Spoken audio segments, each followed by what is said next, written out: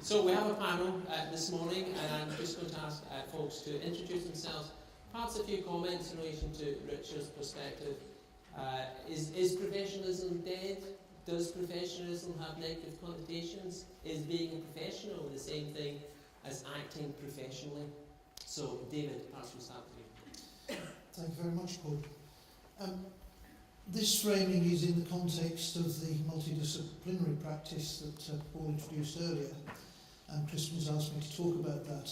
I'm senior partner of Tees Law for office practice throughout Essex and Hertfordshire and Cambridgeshire, but I'm also chairman of the group, and the group includes a financial services business.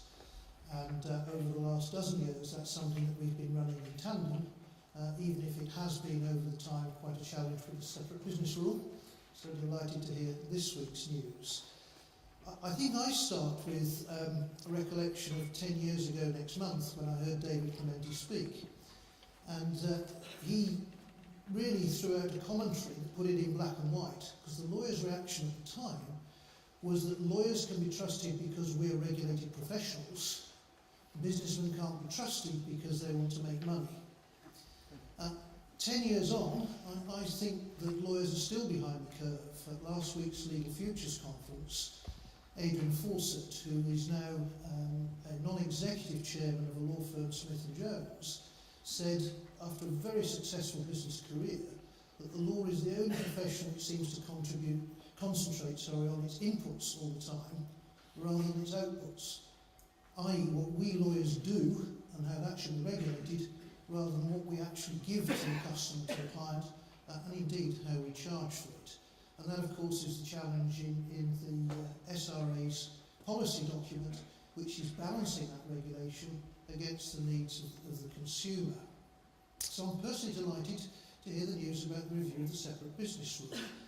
I'm very conscious, Richard, about professional framing that I may trip over here, but those black and white views were very much about the money prime and the business prime competing with this professionalism. My comment is about our financial services business. There are plenty of financial services businesses being licensed at the moment. Rathbones is perhaps one of the foremost to provide legal services. So why should we as lawyers not be out there competing, and does that have a difference as far as our ethics are concerned? I notice in response to Crispin's announcement via the Law Side Gazette that one of the bloggers said, "My clients only come to me because they only want to see a qualified solicitor." Well, I disagree. My clients come to me because they want solutions to their life issues. They want their wills prepared, they want their family trust set up to pass wealth to the next generation. If they have a divorce, then they want a complete reorganisation of their financial affairs to work. And if they happen to have been involved in a chemical negligence accident and have compensation, they want to know how to invest those monies. So when they come into me, they see a range of advisors. They may see one of a range of lawyers. It may be a qualified solicitor, it may be a range of all the other professional lawyers that we operate with today. They may see a trust accountant, they may see a chartered financial advisor, they may see a financial advisor who isn't yet chartered. But they come along to us as consumers. And how do they come to us? They come to us because they know about us, and in brackets, they want to know what we do. They've probably found that out these days. So do they know us? Do they like us? And then this ethical point, do they trust us? And that trust comes along in looking at the service that they receive. They don't come along and say, "I trust him over there because he's a regulated solicitor who's on the roll, but I don't trust that financial advisor over there because he's not." And that's the challenge that we have. And I think putting some of the how to do it aspects of Richard's speech forward, I'm delighted we've recently acquired a small financial services business and brought on board 3 new financial advisors, 3 administrators, and a training and competence sales manager.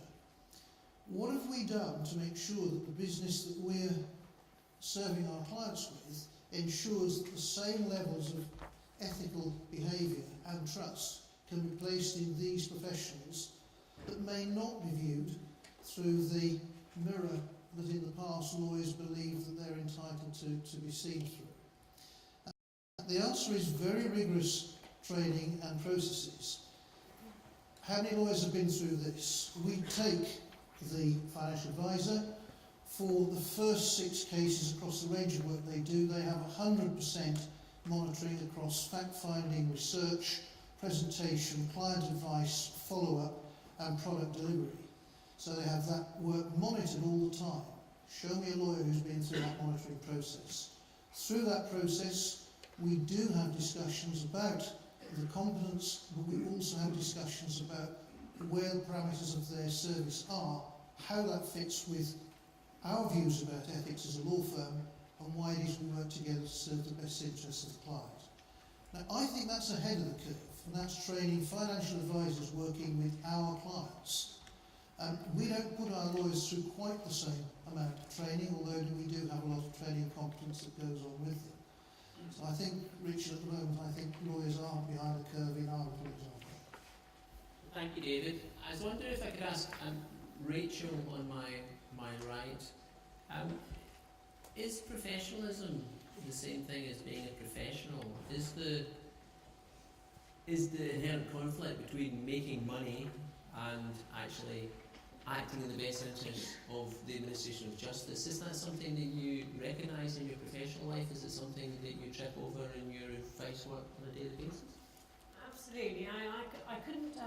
I think the image that struck me most was the very powerful image of the army medic and the wounded soldier, and the concept that, are you more ethical as a medical practitioner or as a human being? And to me, they were inextricably linked. I couldn't see that differentiation.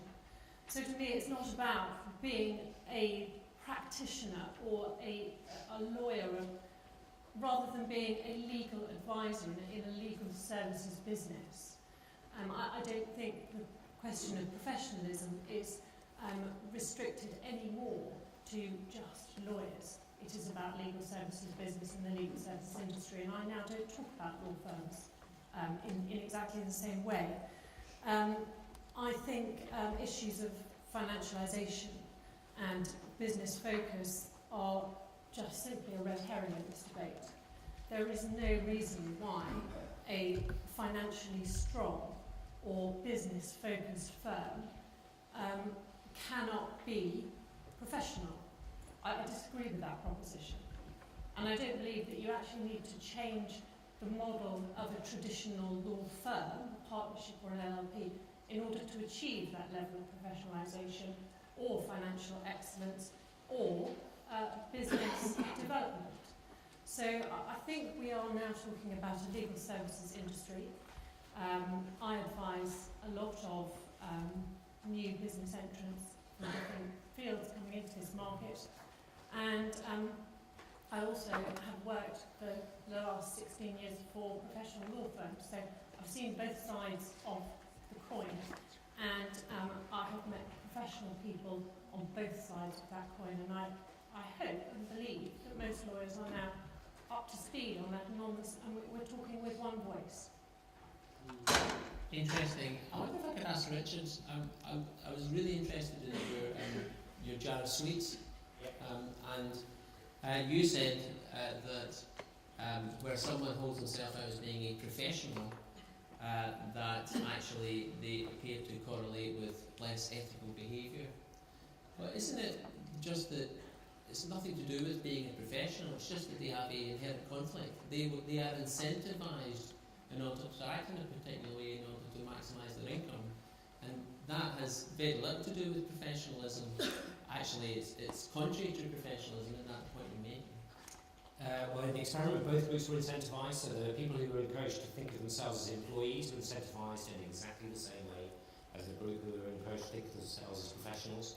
And yet, so the only difference between the two groups was that they think of themselves as a professional, or that they think of themselves as an employee. It's the group who were thinking of themselves as professionals that were lying more often. That's the basic finding of the research, and it's research which has been repeated 4 or 5 times. And the only positive to that is if they have a genuine commitment to being professional as opposed to thinking of themselves as a professional, then that reverses the effect. Okay. Iain, do you have a general commitment to being professional? Is there another answer to this than the one I'm about to give? Yes, I'd like to think I do. I think first, Richard is fundamentally right. I say that not just because he's sitting next to me, otherwise knew me under the desk, but my personal view is that for a number of years we haven't valued ethics within the profession, and that's fed through from training all the way through to behaviours. And there is then an issue that we now need to address. But there's one of the things that fascinates me is sort of, well, why did we get to this position? And I think part of it is because we've been quite a homogenous group of legal services providers. We've essentially been solicitor-owned law firms providing services through the partnership or sole practitioner model. Clients haven't really thought of law firms as being very different in terms of their professionalism. And if you look at the research, all firms score very highly for professionalism. There's no sense of distinction amongst clients as to that issue. The question, therefore, is, as the market changes and the nature of providers broadens, and we have obviously alternative business structures, different types of brands from other sectors beginning to provide within the legal services framework, will ethics become a differentiator for some firms because they can start to sort of, in a sense, show how they train or how they make those decisions? And that, to me, is the sort of interesting thing, is this ultimately going to be a client-driven thing, where clients say, well, I would prefer an ethical law firm. Some clients may not prefer an ethical law firm, and that's another interesting issue. But whether the changes to the market will make ethics more prominent. And then I think within that, I suspect some firms it would be good, in fact a lot of firms would be good to start to focus a little bit internally about decision making, those tough, hard decisions that you sometimes have to make in difficult circumstances, and preparing people for that, because you get better decisions and you therefore get a lower level of risk. And then bringing it back to the SRA, I think I'm sure the SRA has not got on its agenda the idea of a higher level of required ethical training amongst firms, because that would just be an additional regulatory burden. But it may be that the SRA can begin to think about framing some of what it says in ethical terms rather than simply in rule terms, to try and make sure that we understand the broader purpose about what we're trying to achieve, rather than simply comply with rules.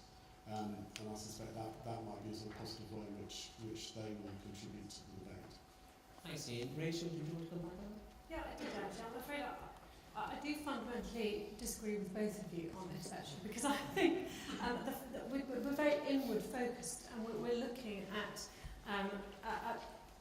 professionals and lawyers, and actually what we should be looking at is ethics in the way that we provide services to clients. And actually what clients want. And I have a very interesting statistic. I'll share it with you. I hope it's sufficiently controversial to provoke a response. 78% of UK lawyers have less than 10 lawyers. ABSs account for 3% of the total of service providers in the UK, but ABSs have 20% of the market share of legal services. Do consumers go to ABSs because they believe that those businesses are professionals and provide a professional ethical service? Of course they do. Why do you need to be a solicitor to be able to provide a professional and ethical service? Interesting. Let's hear from Stephen at the end. Stephen, what's your perspective on the story so far? Well, I tend to deal with law firms in distress, and have dealt with the administrations at some level of Halliwells, Cobbicks, Matches and Davenport Lyons. And it gets very difficult when you get pressure from creditors. You're trying to run a firm for cash. That can often conflict with the SRA's code of conduct. You often see effective governance structures breaking down, with decisions taken by a few equity partners, with a lack of transparency to the wider partner group.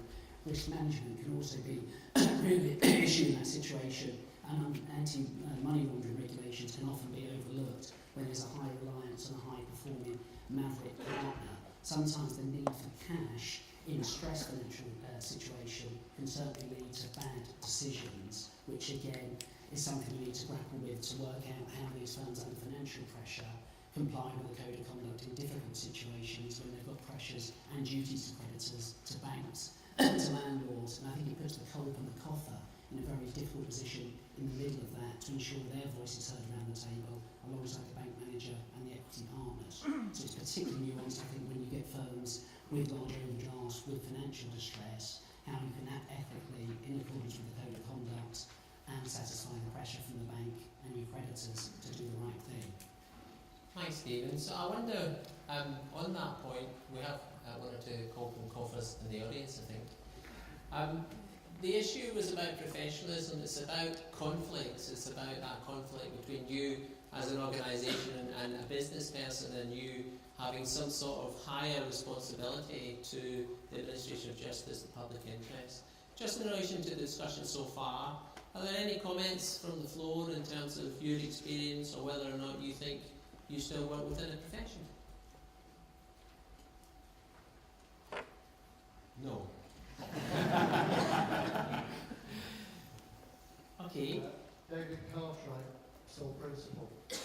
I don't see why. Thank you. I don't see why we should lose our professionalism. I don't see why it's impossible or should be impossible to be a professional and ethical. I do feel that this concentration on getting rid of the word professional is a creeping cheapening of the profession once again, and that does concern me very much.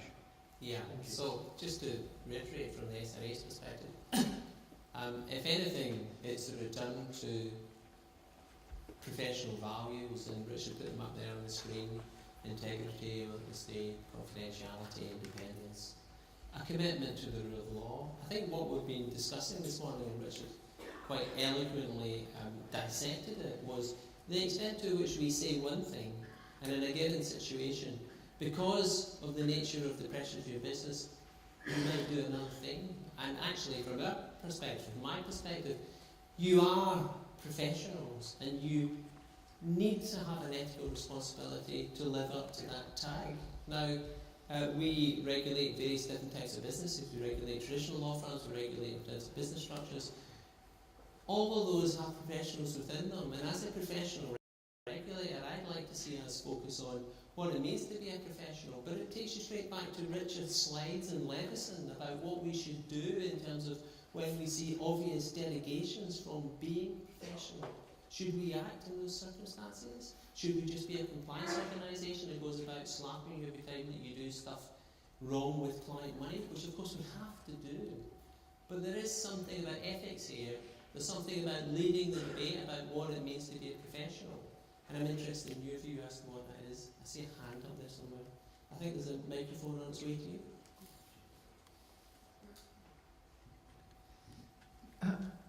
Very interesting debate. I'm just interested in, once again, what professionalism means and what morality in the law means, because I guess lawyers are expected to be independent, and that means, for example, independent from government, as well as anything else, just as important as anything else. I think the debate about becoming more ethical, more professional, whatever that means, we have to also be slightly wary, I think, that we are then making moral choices for clients, and we may be stepping into a situation where we're actually sort of seem to be doing perhaps what the government might consider to be moral. I would look perhaps at recent events relating to stamp duty mitigation schemes that firms and solicitors have been involved in the SRA's activity around that area. We step into the possible problems of us actually doing, possibly with government's beckon. So it could go and step too far. That's the big question. I wonder if I could ask a real professor his views as to do you think that you can actually be a professional but still act genuinely in the interests of the client and the rule of law. Your research would suggest otherwise. Well, and I think that it's a real tension. The area you talked about, stamp duty, an area where it's become quite visible recently is immigration practice, and the Lord Chief Justice has given some small firms of solicitors and I think one or two barristers basically a real kicking in the High Court when they have brought before the Divisional Court what are regarded as very poor, unarguable judicial review applications. And you get two responses to that from practitioners. One is that he's absolutely right and some of these applications are plainly ridiculous. And you get a second response which says these are people who are going to die and I will basically do anything I can to try and keep them in the country. That's a really difficult moral question. I would say if it's a really bad case that shouldn't be brought, then you can't bring it, and you can't. That's your professional obligation, and that's the difficult decision that can be taken. But there is that discussion to be had. Most of the issues that I'm talking about don't really, I think, raise issues of morality. The reason I put up the machine tools example and the values profile was to show that sometimes these arguments about client autonomy and morality are raised, and in fact they are sort of a trope for self-interest. I think we should pay attention to the moral debate, but we should also be bewitched by it. There is a proper professional response that we should look for. We shouldn't be put off from it by just saying, well, somehow this is connected to morality and we don't deal with morality, therefore we can forget about it. So I've been in this job for 10 months, as I said earlier. I've been around the country speaking to solicitors about this, and I've heard an awful lot about upholding the rule of law and the administration of justice and the fact that you're all professionals and it's really important that you're professional. But I think what Richard is saying and what we see on a daily basis is that there are plenty of examples where you're not acting professionally as a group, not people in this room, but the 160,000 people that are out there in England and Wales. I think from the SRA's perspective, I'm actually quite keen that we establish a dialogue and a discussion and a debate about these issues, because I think it's only through the discussion, I found the Levinson stuff absolutely fascinating, that you see how it manifests itself on a daily basis. And rather than constantly having a big stick and whacking people for doing things, which of course from time to time we need to do, I think the thought leadership of having that discussion, of giving rise to thought processes about how it manifests itself in practice is actually a really important thing for a regulator to do. But I'm interested whether or not you think we should be doing that, or whether or not you just want to back off.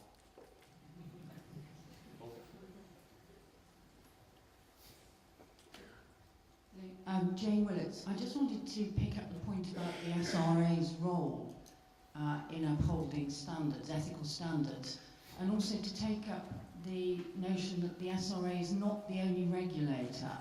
So do the standards of those that the SRA regulates, do they need to be higher because you're regulating a larger proportion of the legal services market? Would it also be a competitive advantage for those that are regulated by the Solicitors Regulation Authority to have those higher standards? And also, just in thinking about the role, we've become in a little bit of a muddle since the 2011 code, because we've lost a lot of the clear guidance that was involved, that was set out in the previous codes of conduct.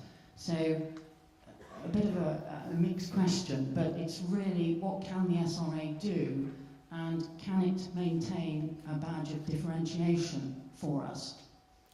Okay, I'm going to give Iain and Stephen a bit of notice of responding to that, but just before they speak, I think this is about trust. I think this is about do your clients trust you? Should they trust you? I take the point that that I'm not saying I distrust accountants. I don't. I see them as professionals.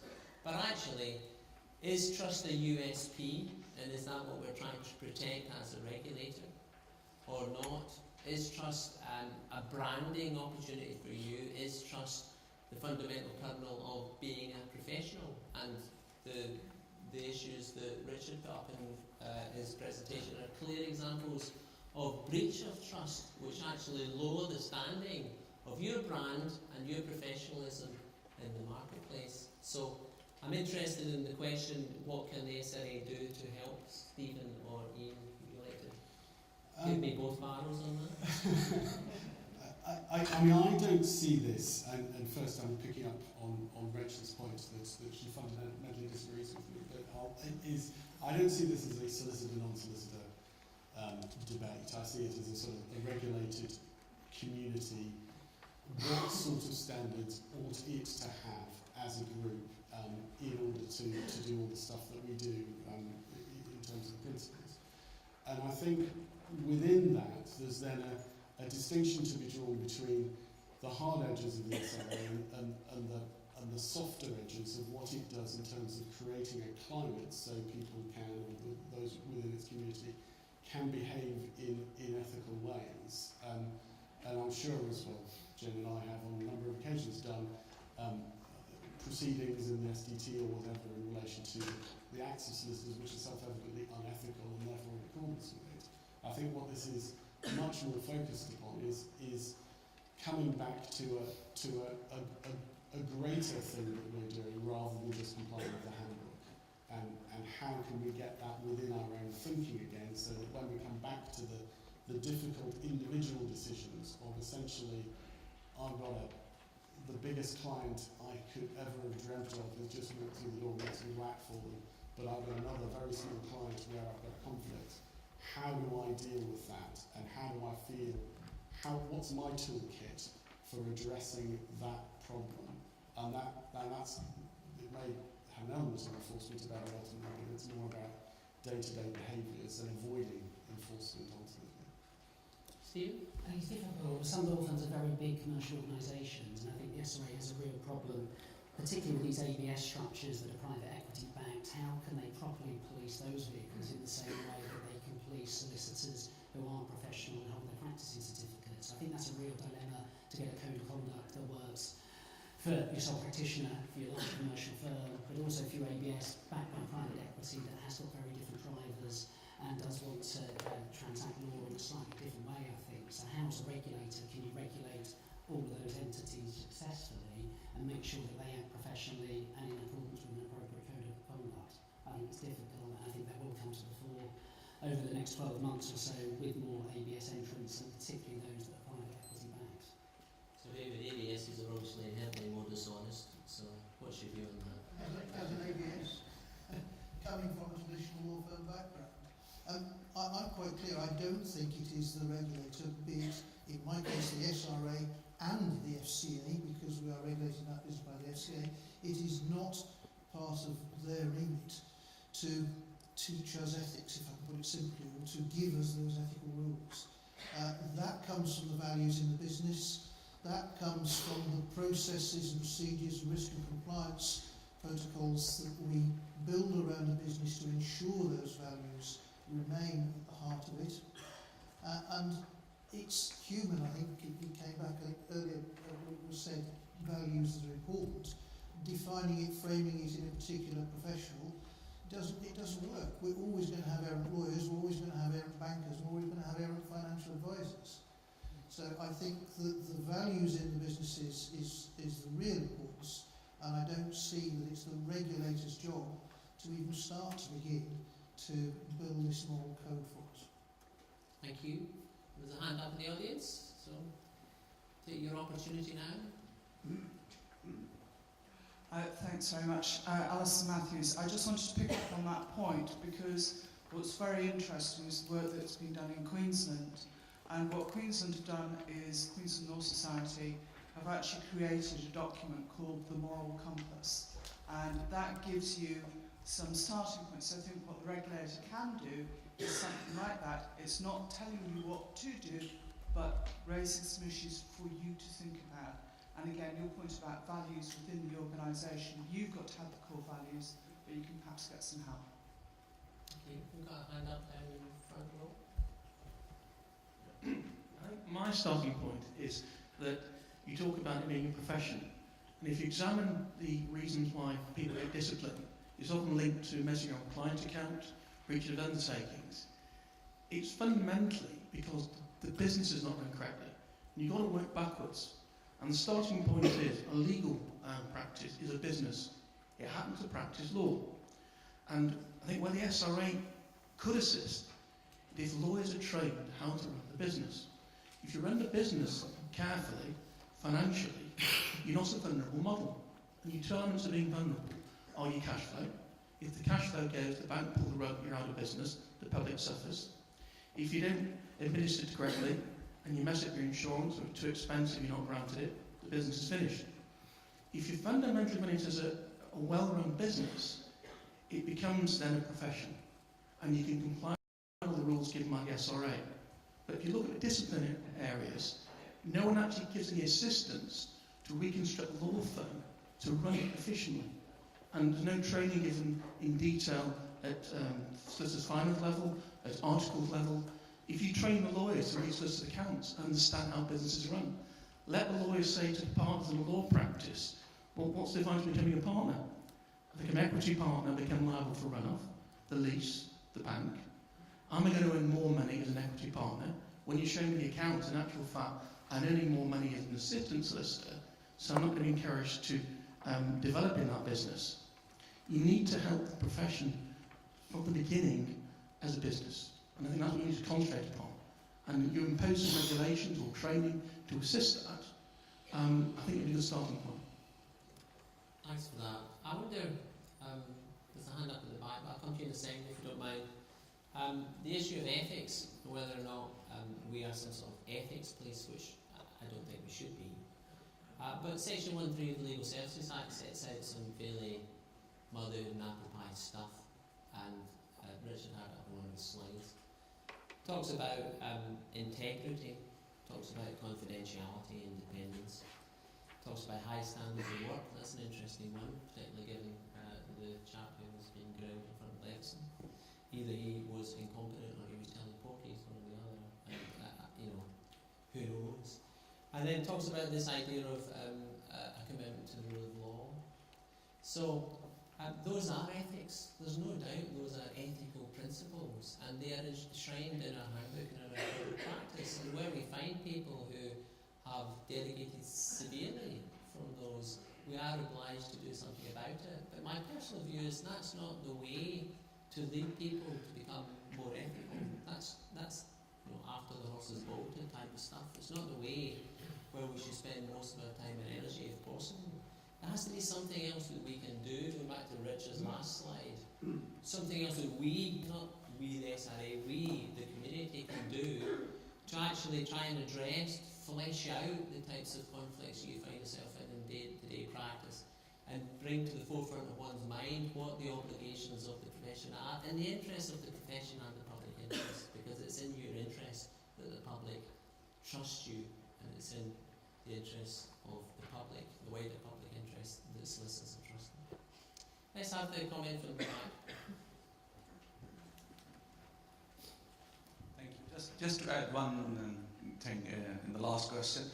Our lawyers are considered selling law or advice like a shopkeeper, and the customer is a client. If client, there's no difference between client and customer, of course, then there's no difference between a business and a legal office. But as we are now taking this jargon more on from LSE, that client is a customer and solicitor's office is a shop, then of course whatever they come to buy, we are going to sell. But if there are ethics, I'm not saying that shopkeepers are less ethical than the lawyers, but lawyers have more duty towards ethics than shopkeepers. If this is, then there is a legal tension and conflict. And that's what I would like to know, whether there is a difference between shopkeeper and a lawyer's office and customer and a client who come to us and ask us to sell something which we can. Thank you. Thank you. Rachel, do you want to? Yeah, I'll take that one. First of all, I do want to just challenge this whole motherhood and quiet business. I'm a shocking cook, but I do hope I'm quite a good mother, but you can ask my 8-year-old son that.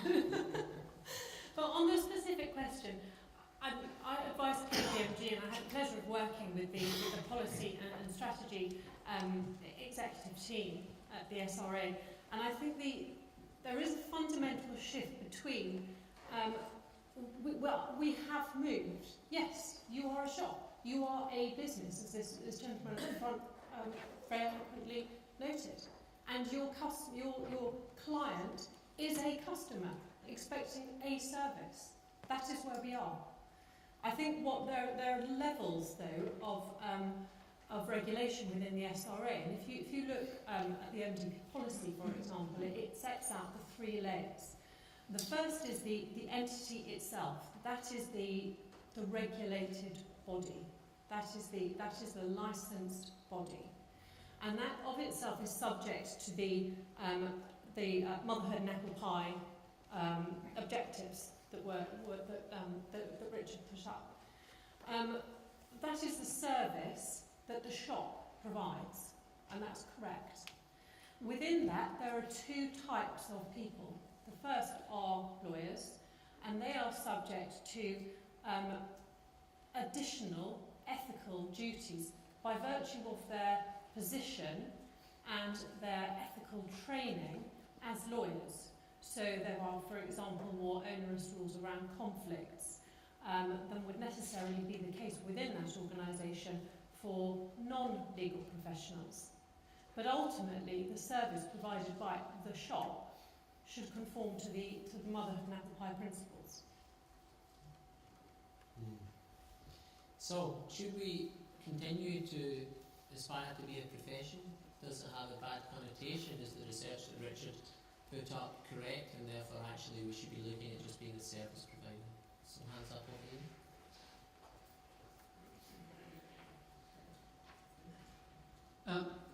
Can I ask a question? We're talking about professionalism in terms of the people delivering it, different types of regulated body. But maybe, and this is a question, maybe professionalism needs to depend on the type of clients that we're delivering the service to, rather than who is delivering it. My name is Francis Dingwall from Legal Risk. For many years, I acted for insurance companies, and they were very capable of looking after themselves. But what I now see in practice a lot is firms of solicitors who are acting for consumers, and those consumers need protections which insurance companies do not need. And there's this whole, I think it's possibly an elephant in the room, whether we are one profession at all, or whether actually it depends who our clients are. So, Stephen, Iain, Richard, sophisticated clients, does that make a difference? It clearly does make a difference. The sophisticated clients generally will do a better job of working out whether somebody is competent than a regulator will. They sometimes get it wrong. The Alan and Ovi case is a perfect example of that. They instructed somebody who didn't have experience in serious fraud matter, and that led to some quite catastrophic outcomes, although not interesting enough for the client. The client was fine. And so in terms of competence, I think there should be a quite different emphasis. In terms of public interest obligations, I think sophisticated clients may pose more of a challenge than unsophisticated clients for a whole bunch of economic and more practical reasons. One of the interesting things about, for instance, the News of the World saga is that the in-house lawyers and the executives were carefully managing what the outside lawyers were doing to achieve a particular result which may or may not have had significant ethical dimensions, professional, regulatory dimensions to it. So I think the competence, sophisticated clients can probably look after themselves. Public interest, rule of law obligations, we should be a bit more anxious. Iain? Well, I agree with that, because I think there is that public dimension that applies to all clients. But I think, Francis, there is an issue, and I think an increasingly obvious issue, that we are a regulated group, and within that a profession, who are serving several markets, and they do not necessarily have the same drivers, and they don't have the same types of clients and all the rest of it. And the nature of the businesses servicing those markets are increasingly different. So the consumer market, the business-to-business market, whichever way you sort of slice it up, are very different in their internal drivers, and that, I think that does flow through to a level of behaviours, but equally there should also be that overarching principle of ethics that I think can apply to each setting in which we operate. Stephen, it is just so diverse that the large law firms now are acting for hedge funds and regularly litigating for Russian oligarchs and their sophisticated clients that bring its own risk and issues in relation to ethics. And the real problem is it's such a diverse profession with different interests, which makes it very difficult for the regulator to get something that fits for everybody. Yeah, I do think the conflicts, or potential conflicts in those situations are much greater. Was there another hand up at the front? Yeah, the lady in the Hello, I'm Elizabeth Bellamy. My sort of thoughts about all this is the vast majority of people sitting in this room are probably solicitors. We chose to qualify as solicitors, and that's what we are. Going forward, the legal services market is opening up. Things are changing, we've got to accept that.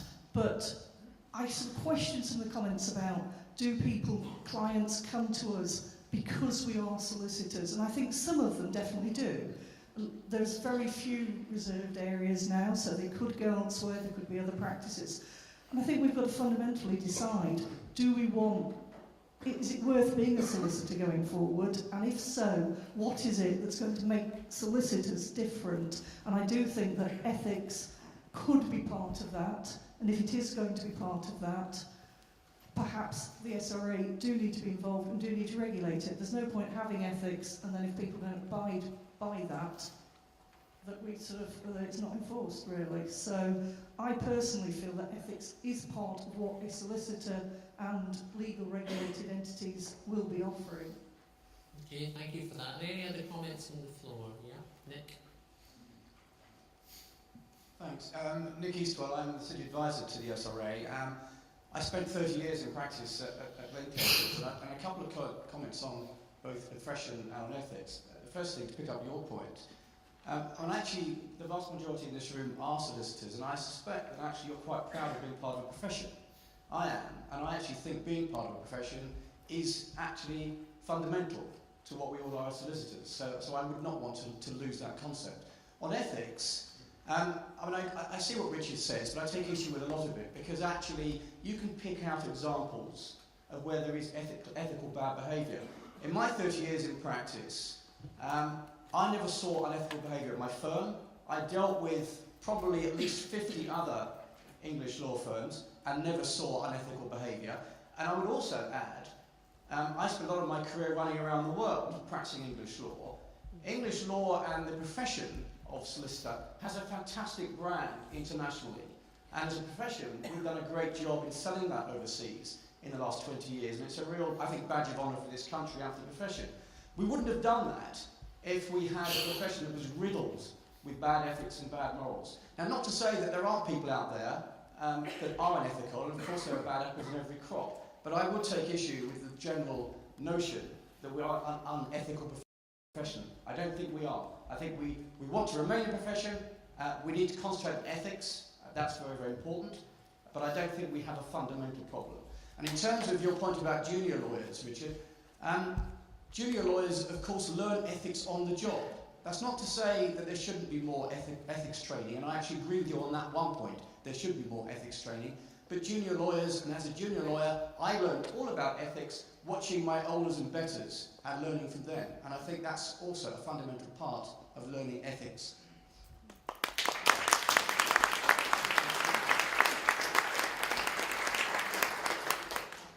A popular perspective, Nick. You do. I'm just going to give you 2 seconds to gather your thoughts. I don't need to gather my thoughts. That's why the Russian oligarchs love us, right? Is one answer to that. I don't think the profession is riddled with bad apples. I don't think there is a desperate problem, but I think there is a significant problem. I don't think it's about bad apples. I think there is a cultural problem, the way that law firms have changed, have transformed over the last 15, 20 years, has not been taken account of in the way that people are managed. I do not think young practitioners generally learn ethics at the knees of their partners. I don't think it happens, or I don't think it happens often enough. I might be wrong about that. I think that's something that should be looked at seriously. That's why I emphasise the need to look at ethical infrastructure within firms, to examine what is going on, to look for good practice and to promote good practice. So that's where I disagree with Nick. But I re-emphasise, I am not saying the profession is riddled with bad practice. I am saying that there are a number of occasions where poor decisions are taken, and those poor decisions are taken not just because these are bad apples. I don't think they're bad apples. Alison Brett is a really brilliant example, because I don't think Alison Brett is a bad apple. Nick's point that 15, 20 years I have never seen poor ethical practice. I was talking to a senior partner of one of the kinds of firms that Nick would be talking about, and I mentioned Alison Brett, and he said, you couldn't imagine anybody less likely to mislead the court, and yet there he was, misleading the court. He didn't think he was telling porky pies, he thought he was doing his job, representing his client, and he went a bit too far without realising it. We need to build that critical reflection into our daily practices, the way we think about legal practice, to try and stop those occasional but serious errors being made. So Richard and Nick are now going to go outside for a quick fist fight whilst the rest of us have lunch. And my personal view is I'm probably in the middle. I agree with Richard. I don't think we're here to beat up on solicitors that you're any more unethical than anyone else. I just think that as solicitors, you need to be a bit more ethical than the man in the street, because you find yourself in situations where you have fiduciary duties to your clients and to the court, and actually, as a member of the public, I would expect more of a solicitor, or more of an accountant for that matter, and more of a professional. When you say what does a professional do, in my own mind, maybe naively, I hold them up against a higher standard. And I think what's really interesting about the Levison stuff is how potential inappropriateness, if I call it that, manifests itself in a way that is not conscious. I think that's really quite interesting. Is there any other comments from the floor before we wrap this session up? Is there any other comments from our panellists this morning in terms of what we've discussed? Can I just add one more sense of clarity? To me, what Richard's saying is it is about that toolkit when you have the difficult decision.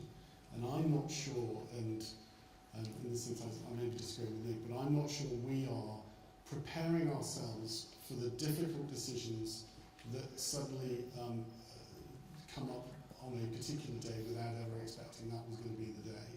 Where if we were able to reflect within firms and through training at the sort of academic stage around the sort of problems we might face and how might we approach them, share good points and good learning in a sort of educational way, then when we get to those points we can more likely make the right decision than perhaps otherwise. But that's not to say that good people don't normally make the right decision. And for me, that's sort of Richard's message is just thinking a bit more about these things in advance, so that we're more likely to get it right when they actually do come up. Stephen? I think fundamentally, like a lot of firms are businesses, a lot of runners' businesses, financial pressure can drive that bad decision-making process. We need to have that in mind. We are commercial organisations. If there's financial stress, good people can take bad decisions. Yeah. Rachel and David, anything from yourselves? I do come from the same background as Nick and can agree with him to that extent, but I think we have to take the strengths of that, put it into these toolkits, and be able to use them for the consumers who are so very different these days. They're not coming and buying specific products that we design, they're coming for their solutions. And we have to develop these processes, this training, and the ways of handling these difficult decisions across a wide range of people coming, I'm afraid, to our shops. Rachel? Okay, well, I think my final point is that, frankly, this discussion is somewhere we should already be, because this is the purpose of outcomes-focused regulation. We should be looking at risk, clients, and systems and appropriate controls which are appropriate to our clients and their needs. That's here now. And if we're not compliant with that, then we are fundamentally in breach of our current professional ethics and conduct obligations. Thank you. Richard, did you want the last word on this? I probably said enough. Yeah, I think you probably have. So what we're trying to do this morning is really to just give a to highlight the issue of ethics in the profession and to look at what we should be doing, if anything, and I do mean we, the assembled masses, about protecting trusted values in the profession. And I think Richard's presentation was absolutely food for thought, and I will go and mull that over. Just before I ask you to thank the panel, could I say that lunch is next door in the room we were in this morning for 1 hour, followed by 7 breakout sessions which are running concurrently throughout the afternoon. You will have been asked to pick your session. I'd be grateful if you could stick to the session you picked rather than have one session with no one in it. But perhaps I could ask you just to put your hands together for the panel for what I thought was an exciting discussion.